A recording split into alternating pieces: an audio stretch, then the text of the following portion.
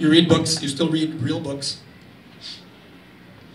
That's fine, except there's a problem with this. As good as this is, it's a worm. You all know what worm is? Write once, read many times. Plus, it's only good for one person at a time. Yes? And what else is wrong with CDs? They get scratched, they walk away, they get lost, they get stolen. So you better keep 2 of these so you have one in the bank for disaster recovery. Makes sense, doesn't it? There's another problem with disc media. It's obsolete. Roy Rogers and Dale Evans are going to sing Happy Trails here in a few years. They don't know who Roy Rogers and Dale Evans is. Okay. Happy trails to you. Am I alone here? Okay, we got a few.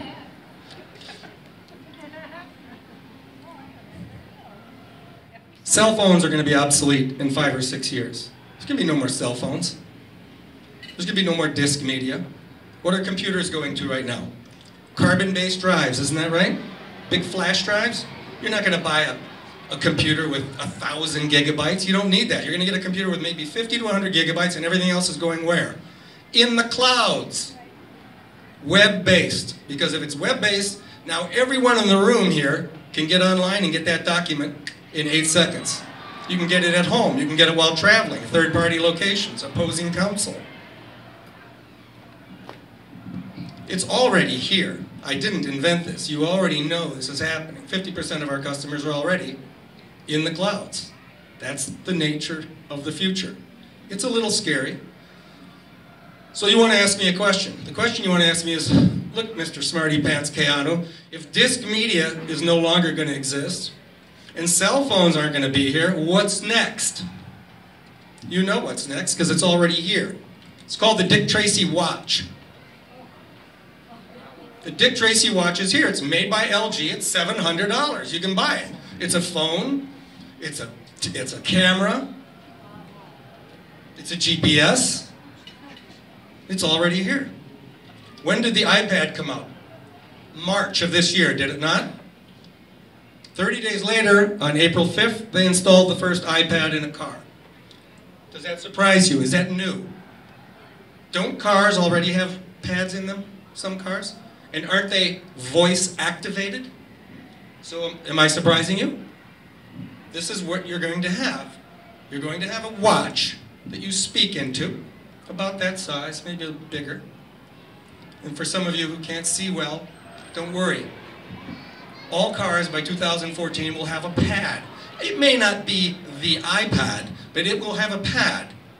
You don't have to worry about driving and talking on your phone. You don't have to use any more of these earpieces. And the pad will have your data. The pad will be removable, especially for those of us who can't see the watch. We need something a little larger. It's not going to be a big pad, but that's what's going to happen. And when it happens, you're going to remember the bald Holly guy from Pololo told you. Now you know why I wanted you to be objective. It's already here, and it's happening now. But it's happening in other ways. This is just the digital image. The digital world, or the digital superhighway in terms of paper and communication. And we want fast communication. You said we did. You said you weren't going to be patient on the computer, right? So what else is happening? This is National Geographic, January this year. Do you see that mechanical hand? What does that look like? A movie that came out 20 years ago called The Terminator. Yeah? This mechanical hand is a bionic hand. It's given as a prosthesis for people coming back from the war or accidents where they lose their limbs. And they're implanting chips in the people's muscles. There's chips that go in there to run that. That's how it works. Yeah, the Bionic Man. Wasn't that a TV show 30 years ago? Who starred in that? Lee Majors. Who was it? Lee Majors. Yeah, Lee Majors. So the Bionic Man is here. We're all cyborgs. That watch you're going to speak into, you know how you're going to do that? You ever do this? Anybody ever do that? They were going to put the chip here for your voice in your finger and the chip in your thumb, and then you could just have your hand will be your telephone. They're not going to do that. You know why? Because you have to have your hand up here, and you want Both hands. The chip is going to go here, next to your oto nerve. Yes, it will. You'll ask for it. It'll be free, and you will do it. You say you won't. You'll say this is Orwellian. It's not Orwellian. You're going to have the chip here. Then you're going to have a chip right here next to your voice box. That's how it's going to work.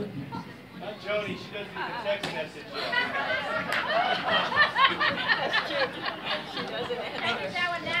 What do you do? Joni, you open the window and yell out the window and hopefully somebody hears you. Is that it? Here's a quick picture of the new bionic arm. This is February's issue of Fast Company. The new bionic hands and arms will be out in 2 years, and they're going to have flesh color, freckles, hair. They're going to match the opposite limb. Isn't that sweet? And you'll be able to pick up a thin dime, just like that. Here's a man with bionic legs, 2 fake legs. He was disqualified from a race because he could run faster than humans. Hello, McFly. Back to the Future. You don't have to take drugs anymore for performance enhancement. All you need is a chip in your muscle. You're laughing, but, you know, some of you don't believe this, but I have to tell you, this is like what the Pope said. I didn't write the Bible. I'm just enforcing the rules. This is the way it is. So in terms of the superhighway, I'm suggesting that you take a Tai Chi approach. Very soft, very gentle. Go with this. Your children and grandchildren are going to find this not unusual. I'll be dead in 10 years, probably. My gene pool commands that. That's not a prophecy. But some people have longer gene pools. Ours is a short gene pool. But my grandchildren will be doing amazing things as well. Some of you already know this, but the chips are being installed currently in hands. Not only in America, but in many countries. The chip goes right here. And what does it do? Opens the door. What key? Now, I know what you're thinking. You're thinking, what was that movie where they plucked the guy's eye out so they could put it into the eye scanner? You know, maybe you're thinking they'll cut your hand off, so, you know, that sort of thing. I'm sure that's mostly in the movies.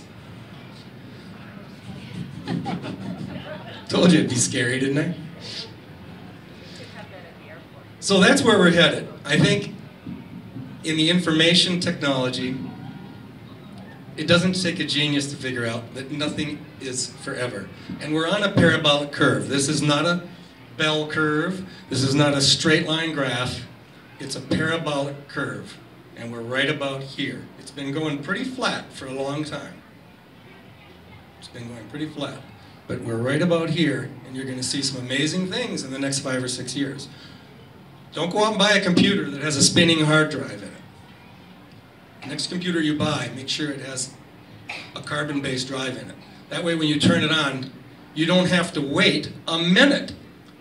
As soon as you click it on, it's on. And you people love speed. You said you did. Yeah, you said you like speed. You want it now. You want it right now. Everything. And why? What's the advantage of all this? It gives us more time to do what? Mentor others. And go to the beach. And every Sunday you'll see me with my bald head. Well, I'll have a hat on. My dermatologist, I have too much howley rot, that's what he calls it. At Bellows Beach, with the lovely and talented Patrice next to me, with a single malt scotch in my hand, a cigar in the other hand, and as they say in Hawaiian, it's an old Hawaiian phrase, I'll give it to you in English. How much time? 5 minutes? Oh, gosh. You cannot sit in the beach. You can't do it. You can't sit on the beach, look out at the po'ailani. Po'ailani is Hawaiian for horizon, and have stress. You can't do it. It's impossible, especially if you have a single malt scotch, a cigar, and a beautiful woman next to you. How's that possible? So all of these things that we discuss give us the opportunity for extra time to do the things that we need to do the most, and that is spend time with our family, to do mentoring, to go to the beach, to relax, and to have fun. So if I scared you just a little bit, it was malicious, I admit it. if I gave you a little bit of opportunity to laugh at yourself and what's going on in technology, that's fine too. But most importantly, don't be afraid. This stuff's total fun. You're going to have a lot of new things coming out in the marketplace, just as some of our speakers have talked about. Some things probably will never change. I don't know what those things might be. Love of family. That probably will never change. Any questions? Go ahead. Just a comment on what you were saying. Well, that's a good comment. Did everybody hear that? He said the expert that he quoted was that if you can't adapt or you refuse to adapt to the rapidly changing technology, you're going to run into some nui pilikia. Yeah? Everybody knows what that means in Hawaiian? Nui pilikia? Big trouble. You're going to run into trouble. So it's better to just eat this technological elephant one bite at a time and relax with it and use what's available. I'll be back here, I hope, in 5 years, and we're all going to have chips. I want to hear your stories. I want to hear who you called, how fast you ran. I hope you never have to use a chip for a prosthesis, but isn't it wonderful? I'd like to, any other questions? I'm going to end with a short story. I had a brother, his name was Neil. He died, as all the people in my family die, of a thing called ventricular fibrillation. It's where your heart goes boom, and you're dead. And about 30 people in my family under the age of 60, I'm 62, so I'm on free time now. That's why I'm so happy.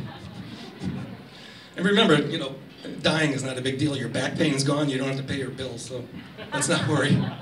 My brother Neil died of this at 5 months. It was a heart valve thing for him. Today, that was 1950. Today, they take the baby into the hospital room and put a Teflon stainless steel valve in the heart, and they send the baby home. And they lived happily ever after. And then later they put a larger valve and so on and so forth. You know this is true. So this is really a blessing. It really is a blessing that we have so much technology to take advantage of. So look at your paper, find out what you want to do with it. You can scan it yourself, you can digitize it yourself.